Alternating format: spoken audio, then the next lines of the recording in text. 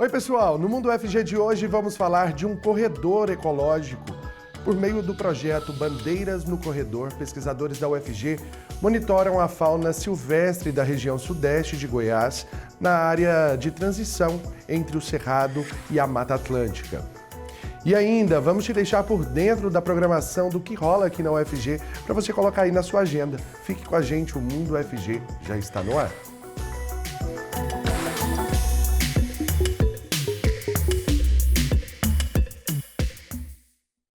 Opa, bom dia, seja bem-vinda, seja bem-vindo ao Mundo UFG. Eu sou Cássio Neves, um homem negro de pele parda, meus cabelos são cacheados e eu uso barba. A nossa intérprete de Libras é a Sara Raquel, integrante do Laboratório de Tradução Audiovisual Acessível, o Labitave, e ela se descreve como uma mulher de estatura média, tem pele parda, olhos escuros, cabelos com mechas loiras, lisos e abaixo dos ombros. E nesse primeiro momento do programa, eu estou aqui em uma parte do estúdio onde eu tenho uma estante com alguns livros e objetos decorativos do meu lado esquerdo, atrás de mim a telinha com a logomarca do Mundo, UFG, com as cores alaranjada e amarela. E você pode participar com a gente mandando a sua mensagem para o nosso WhatsApp, é só você mandar então aí para o número que aparece aqui embaixo da sua tela, o 629-9181-1406. Você também pode aproveitar que está aí com o celular na mão e já seguir as nossas redes sociais. No Instagram é @tvufg. Curta, comenta com a galera, pode compartilhar também e ficar por dentro de tudo que é postado por lá. Agora eu saio desse lado do estúdio, vou caminhando aqui para o meu lado direito. Nossos convidados de hoje já estão aqui nesse mesmo estúdio. Nós estamos agora em uma parte do cenário composto por 2 sofás. Eu me sento aqui nesse sofá azul, os nossos convidados aqui no sofá maior, na cor branca. E comigo hoje, então, está aqui a professora Alessandra Bertassoni, do Instituto de Ciências Biológicas da UFG. Ela se descreve como uma mulher branca, tem 1,58 m de altura, tem os cabelos e olhos castanhos e os cabelos dela são compridos abaixo dos ombros. Seja muito bem-vinda. Muito obrigada. Primeira vez aqui com a gente no Mundo UFG, né? Presencial, sim. Coisa boa tê-la aqui. E nós recebemos também aqui hoje, de novo, o professor Paulo de Marco Júnior, um parceirão aqui do Mundo UFG, também do Instituto de Ciências Biológicas, que se descreve como um homem branco, com uma mecha de cabelos grisalhos na frente, usa óculos. Seja muito bem-vindo, professor. Muito obrigado. Feliz de estar aqui de novo. E a gente, antes de continuar então aqui no estúdio, vamos assistir então um vídeo do Maurício Tambellini, que é analista ambiental da SEMAD, a Secretaria de Estado de Meio Ambiente e Desenvolvimento Sustentável, que é um parceiro desse projeto. Rodou. A fauna é que mantém todo o equilíbrio do sistema ecológico, juntamente com a flora, porque é a fauna que mantém a flora, que faz a disseminação. E ter unidade de conservação hoje é muito importante. Por quê?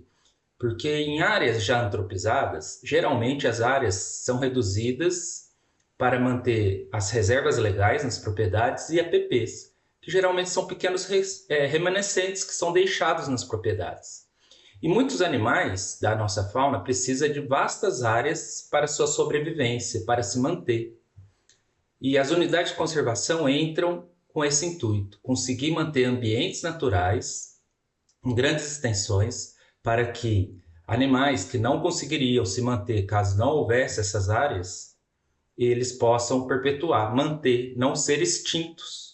Então é muito importante, assim como também ter esses ambientes naturais preservados em maiores extensões, ajuda para que tanto o comportamento desses animais também possam ser mantidos, porque eles vão ter áreas que eles podem utilizar de maneira íntegra, sem alteração humana, sem que haja distúrbios no seu comportamento.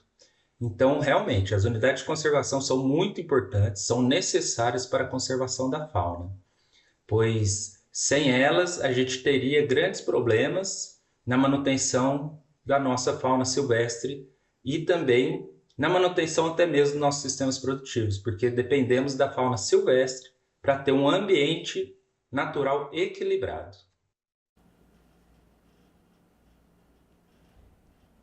Está aí a fala do Maurício Tambellini, ele que é da SEMAD, né, analista da SEMAD, que é uma parceira desse projeto, o projeto que é realizado entre o UFG, a SEMAD e também a Aliança da Terra.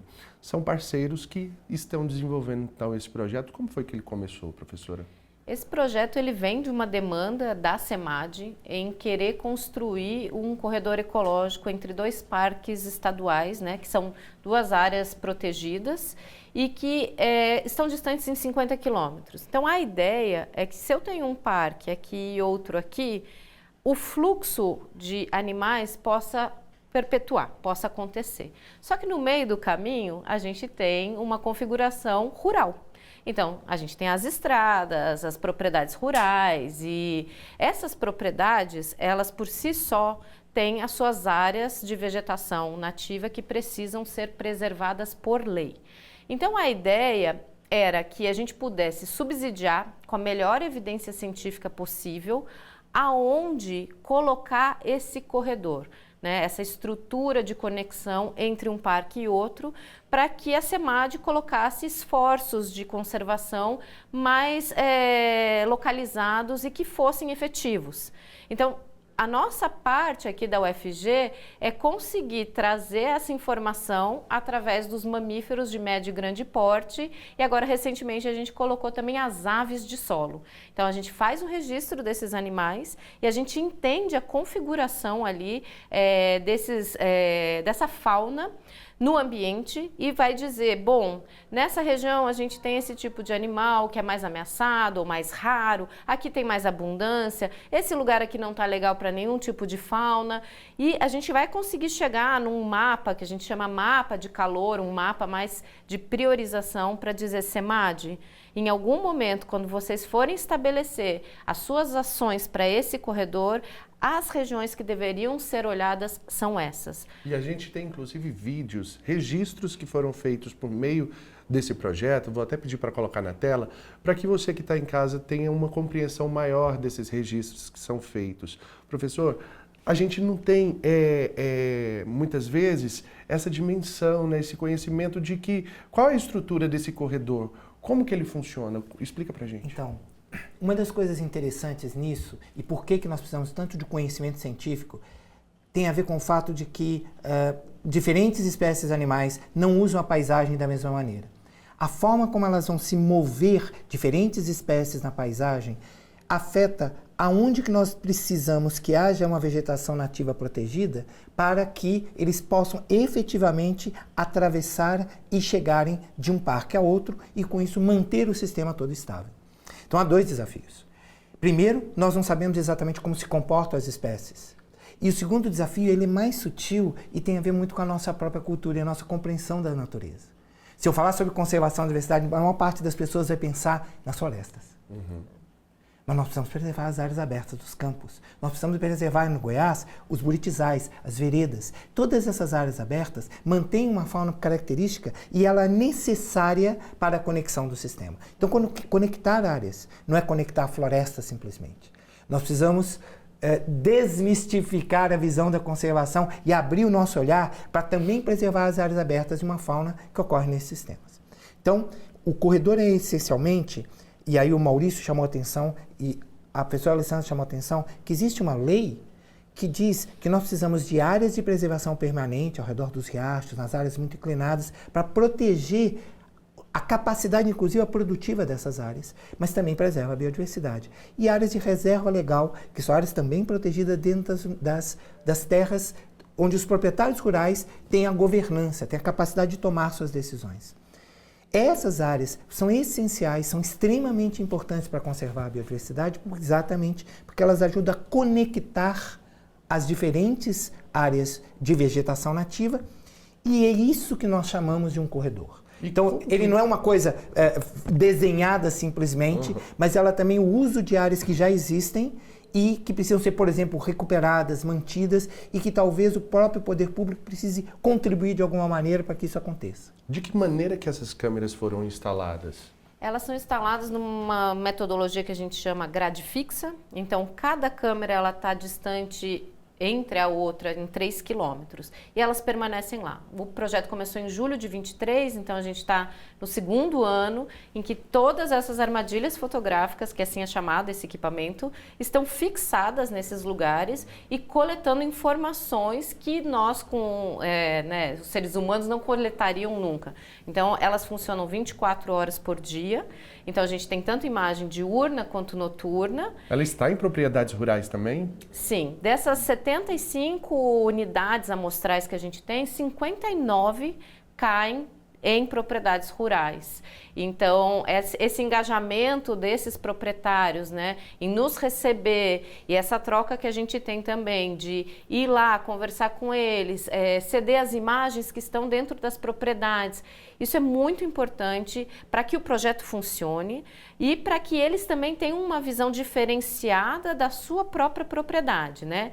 As outras câmeras, elas estão nos parques estaduais, então também coletando informação importante para a própria SEMAD no sentido de alimentar um monitoramento interno desses parques, né? Ou seja, vejamos a contribuição absurda aí, né, e positivíssima de um estudo como esse para o poder público atuar.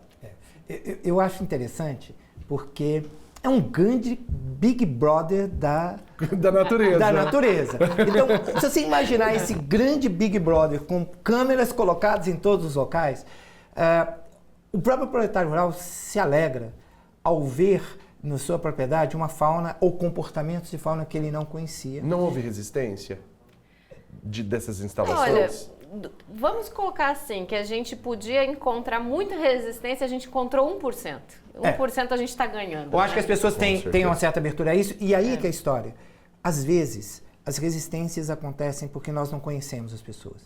E à medida que nós nos aproximamos, e nós estamos trabalhando nessa região, essa proximidade, esse conhecimento facilita isso. E com o tempo, as pessoas vão se tornando parceiras, e essa informação, porque no fundo, nós estamos aqui na TV, nós sabemos que a informação pode mudar o mundo. Porque o conhecer e perceber como o mundo funciona também muda a cultura que nós temos sobre a percepção da própria natureza. Claro. Então, um estudo como esse tem esse papel também. Esse Big Brother gera dados, todo mundo está vendo, e à medida que isso acontece, nós nos familiarizamos com a fauna. Nós percebemos o significado que ela tem, e nós começamos a perceber a beleza de tudo isso. E eu acho que não só o resultado acadêmico, científico, a contribuição da política pública é um ponto crucial, mas essa divulgação e essa aproximação gera um engajamento que eu acho essencial nessa discussão sobre conservação. De todas as imagens já coletadas e analisadas até o momento, o que mais surpreendeu? A gente tem muitas surpresas, na verdade.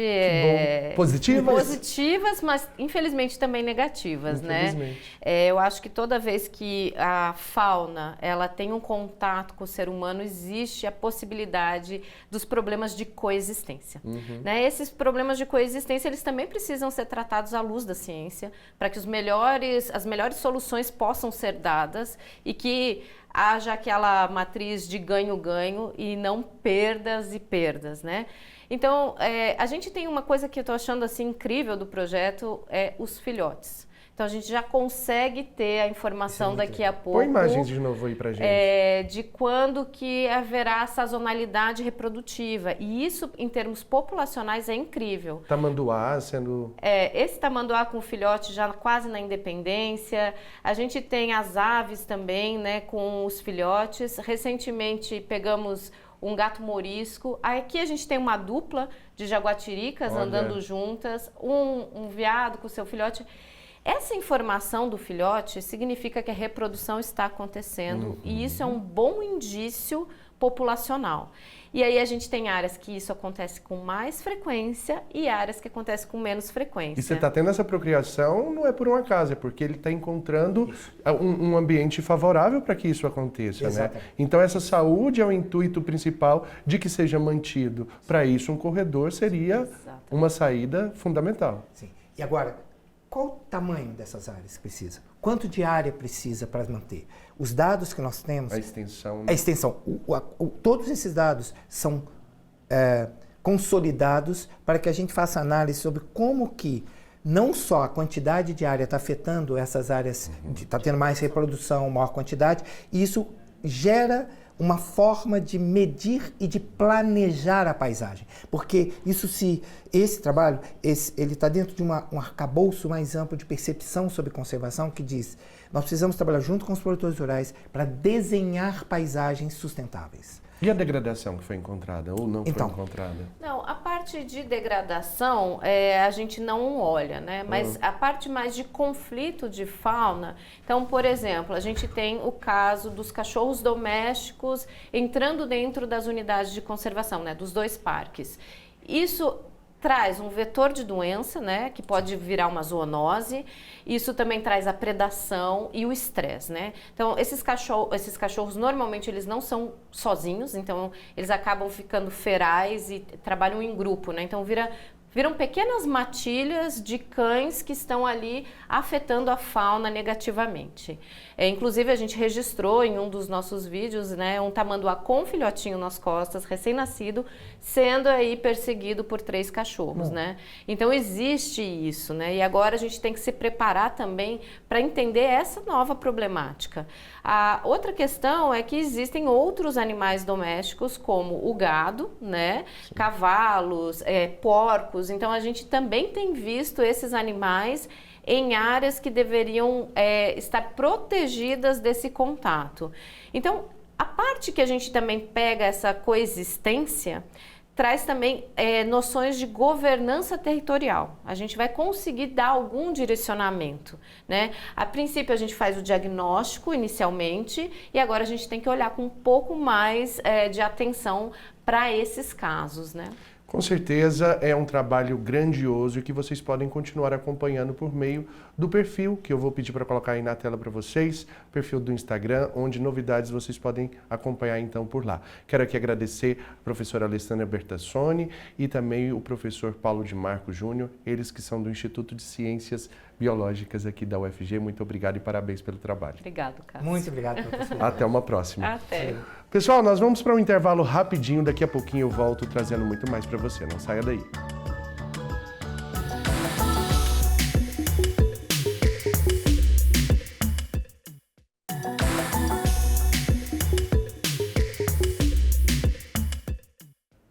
Muito bem, já estamos de volta com o Mundo UFG e nesse segundo bloco a nossa intérprete de Libras é a Ellen Itacarambi, integrante do Labitave, Laboratório de Tradução Audiovisual Acessível, e ela se descreve como uma mulher jovem, de pele parda, tem olhos e cabelos castanhos e os cabelos dela têm 2 comprimentos diferentes. São curtos na frente e nas laterais e atrás são na altura dos ombros.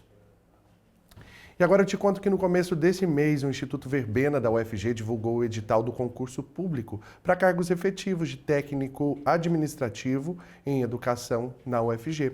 As inscrições começam agora na segunda-feira, dia 18 de agosto, e seguem até o dia 4 de setembro pelo portal do candidato que fica no site do Instituto Verbena.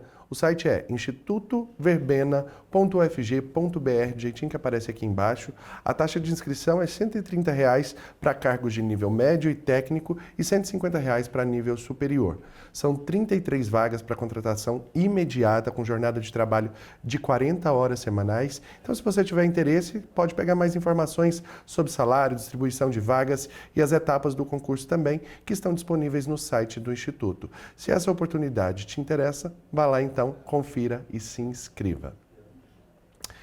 Mudando de assunto, te conto que o Museu Antropológico da UFG divulgou a agenda para agosto, que conta com eventos diversos, gratuitos e abertos ao público. São exposições, oficinas, sessões de cinema e mais. Tudo isso está lá, né, entre as atividades marcadas para acontecer tanto de forma presencial no museu, quanto virtualmente no site. Hoje, às 5 horas, será realizado o lançamento do livro Transcritos, que é uma coletânea de poesias e crônicas escritas por pessoas trans, travestis e não binárias vindas de todo o país. E também, entre os eventos marcados, está a mostra Arquivo Lésbico e suas grafias, que abre para visitação, né, no dia 23 de agosto e vai até o dia 29. E também integra as atividades do seminário Transando Gênero. Transando Gênero é o nome. Registros, memórias e produções artísticas serão apresentados, então, nessa exposição.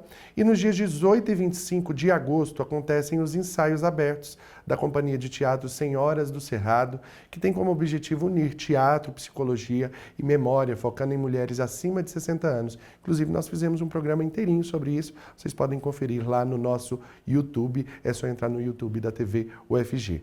Mais informações sobre a programação completa do mês, que conta com esses e outros eventos, estão disponíveis no site museu.ufg.br. E agora vamos para a nossa agenda de eventos e serviços da Universidade. Quem está de volta hoje é o Matheus Oliveira, trazendo todas as novidades para a gente. Tudo bem, Matheus? Bom dia. Tudo ótimo, melhor agora. Bom dia, Cássio Neves. Bom dia para todos que nos acompanham. É uma ótima sexta-feira, né? Sextou, né, Cássio? Sextou, ainda tem muita bem. coisa para fazer. Com certeza. Inclusive, antes de te passar as nossas dicas valiosas desta sexta-feira, eu vou me descrever. Eu sou homem branco, com cabelos lisos e castanhos. Os meus olhos, inclusive, possuem a mesma cor. Vamos começar então, né, Cássio? Bora lá. Vamos lá, porque estão abertas as inscrições para o edital de formação de cadastro reserva para a mobilidade internacional. A oportunidade é para estudantes dos cursos de agronomia, medicina veterinária e odontologia. Se você é de alguma dessas áreas e sonha em viver uma experiência internacional, essa é a sua chance. As inscrições vão até o dia 22 de agosto. E para saber mais, acesse o site sri.fg.br, do jeito que aparece na tela para você. Muito bem. Temos mais. Temos mais agora, Cássio, se liga nessa. Tá no ar mais um Café com Ciência do Instituto de Física da UFG. Dessa vez, o professor Andrés Figueroa apresenta a palestra Raios Cósmicos, as partículas mais energéticas do universo. Olha que bonito, inclusive. Ele vai falar sobre como o cosmos, na verdade, funciona e os desafios para detectar essas partículas. O evento acontece no dia 19 de agosto, ao 12h45, no auditório do próprio Instituto de Física. Para saber mais informações, acesse o site if.fg.br. É uma dica universal, né, Cássio? Com certeza, e muito bonito, né, o trabalho realizado. Demais. São imagens aí captadas que a gente tem um pouco mais de noção do trabalho que é realizado por essa galera aí. Matheus, obrigado. Bom final de semana para você. Para nós, meu querido, para todos que nos acompanham também. Até a próxima. Tchau, tchau. Muito bem, pessoal. Vou me despedindo de vocês também. Na segunda-feira a gente está de volta. Muito obrigado pela companhia aqui durante essa semana. Bom descanso para todos vocês. Beijos. Até mais. Tchau.